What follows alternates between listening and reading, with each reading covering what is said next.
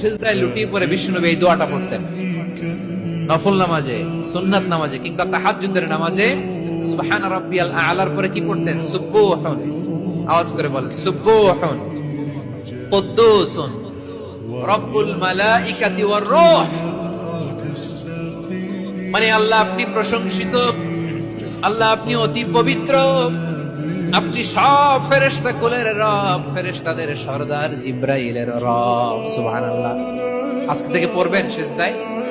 হ্যাঁ, বারোখালীবাসী পড়বেন নাকি হুজুর নামাজে তো পড়ি না?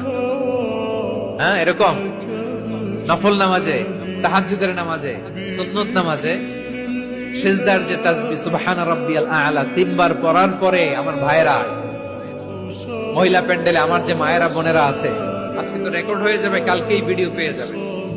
তিনবার সুবহান রাব্বিয়াল আ'লা পড়ার পরে পড়বেন সুবহুন কুদ্দুসুন রব্বুল মালাইকাতি ওয়ার রূহ। পড়বেন তো ইনশাআল্লাহ।